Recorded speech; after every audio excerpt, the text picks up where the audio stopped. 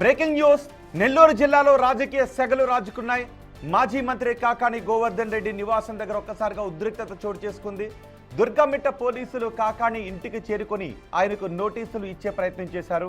అయితే ఈ నోటీసులను తీసుకోవడానికి కాకాని ససేమిరా అనడంతో అక్కడ హైడ్రామా నెలకొంది. తప్పు అని ఒక మాజీ ప్రజాప్రతినిధిగా ఎమ్మెల్యేగా నాకు హక్కు బాధ్యత ఉంది కాబట్టి మాట్లాడుతుందా? పోలీసుల తీరుపై కాకాని తీవ్ర ఆగ్రహాన్ని వ్యక్తం చేశారు. అసలు ఏ కేసులో నోటీసులు ఇస్తున్నారో క్లారిటీ ఇవ్వాలి అని డిమాండ్ చేశారు. నాపై నమోదు చేసిన సెక్షన్లు ఏంటి, కేసు పూర్వపరాలు ఏంటి అని అడగడం నా హక్కు అంటూ పోలీసులను నిలదీశారు.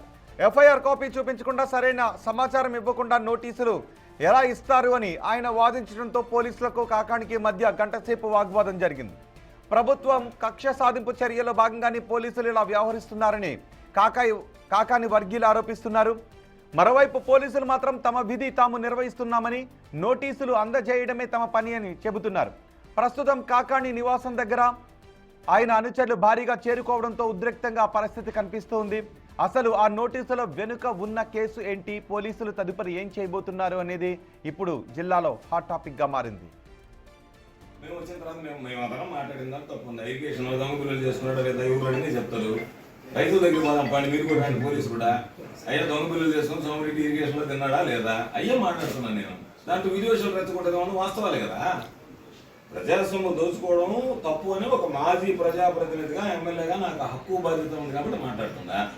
అందుకని చెప్పి మీరు 41 నోటీసులు నాకు ఇచ్చే ముందు నాకు ఎఫ్ఐఆర్ తెచ్చిండి, కంటెంట్స్ ఆఫ్ ఎఫ్ఐఆర్ చూడండి ఏంటి. అయ్యా చంద్రమోహన్ రెడ్డిని విమర్శిస్తేనే మేము కేసు కడతామని అంటే ఆయా 41 నోటీసు నేను తీసుకోను. మీరు దాని ఎఫ్ఐఆర్ క్లియర్ గా కర్ణాటక హైకోర్టు జడ్జిమెంట్ ఉంది. ఏమని 41 నోటీసు మీరు పబ్లిష్ చేసేటప్పుడు ఏ కారణంతో 41 నోటీస్ ఇవ్వాలనేటువంటిది తెలియాలి. కాబట్టి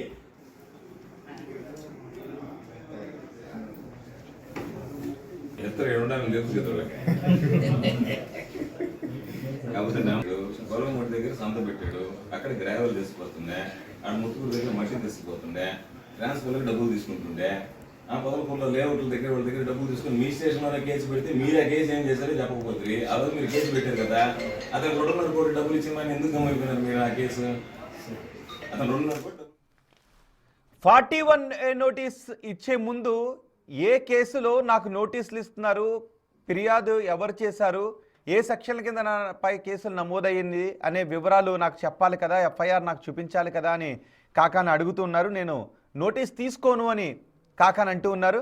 దీంతో అక్కడ కొంత హైడ్రామా కనిపిస్తుంది. మా ప్రతినిధి సురేంద్ర ఉన్నారు పూర్తి సమాచారం అందించడానికి. సురేంద్ర, ఏ కేసులో కాకానికి నోటీసులు జారీ చేస్తున్నారు?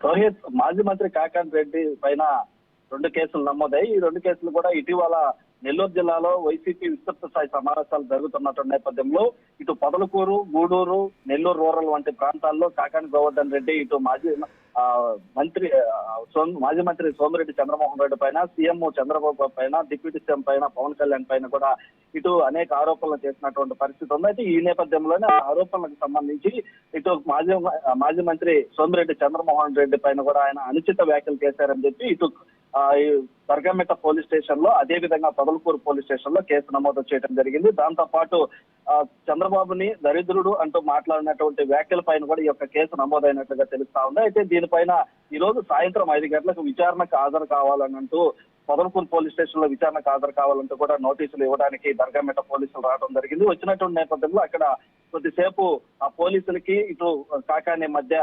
మాటల యుద్ధం కూడా జరిగింది. ఎందుకంటే ఆ యొక్క విచారణలో ఎందుకు విచారణకు హాజరు కమ్మంటున్నారు, ఏ కేసులో నన్ను రమ్మంటున్నారు, ఎందుకు ఏ సెక్షన్ల మీద నా పైన ఎఫ్ఐఆర్ చేశారు చెప్పాలంటూ కూడా వారిని డిమాండ్ చేయడం జరిగింది. అయితే వారు చెప్పలేనటువంటి పరిస్థితి. అయితే అక్కడ మీరు సాయంత్రం 5 గంటలకు రావాలని చెప్పి కూడా నోటీసులో పేర్కొన్నటువంటి నేపథ్యంలో ఆ నోటీసులకు సంబంధించి కాకాని గోవర్ధన్ రెడ్డి కొద్దిసేపు అక్కడ ఉద్రిక్త పరిస్థితి అయితే నెలకొంది. అయితే కాసేపటి తర్వాత ఆ నోటీసులు కూడా తీసుకోవడం జరిగింది. తీసుకున్న తర్వాత ఆ నోటీసులకు సంబంధించి ఆ నోటీసు పైనే తిరిగి ఆ పోలీసులకి నాకు సంబంధించినటువంటి మీరు ఎలాంటి సెక్షన్లు పెట్టారు, ఎందుకు రమ్మంటున్నారు అంటూ పూర్తి వివరణ ఇస్తే కానీ నేను విచారణకు రాను, నేను అడిగినటువంటి వివరాలు ఇస్తే నేను ఏ సమయంలో మీకు విచారణకు రావడానికైనా అన్నిటికీ కూడా సహకరిస్తానని చెప్పి కూడా ఆయన మాట్లాడటం జరిగింది. దాని తర్వాత ఆ యొక్క కేసులకు సంబంధించి ఇటీవల సోమిరెడ్డి చంద్రమోహన్ రెడ్డి పైన కావచ్చు, అదేవిధంగా సీఎం చంద్రబాబు పైన డిప్యూటీ సీఎం పైన అనేక వ్యాఖ్యలు చేసినటువంటి పరిస్థితి ఉంది. అయితే వాటిల్లో ఎందుకు మీరు ఏ విషయం పైన నా పైన కేసు నమోదు చేశారో వివరాలు చెప్పాలని చెప్పి కూడా వారిని కోరడం జరిగింది. అయితే చేసినటువంటి వ్యాఖ్యల పైన కూడా ఏ అంశంలో నేను ఆరోపణలు చేశానో స్పష్టంగా చెప్పాలని కూడా అడగడం జరిగింది.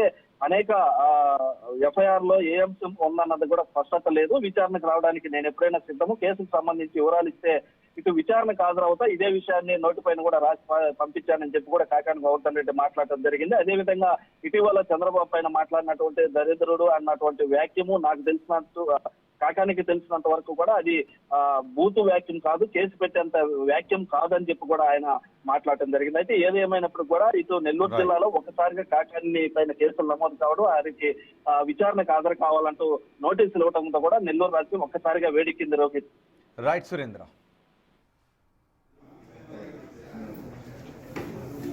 ఎత్తరు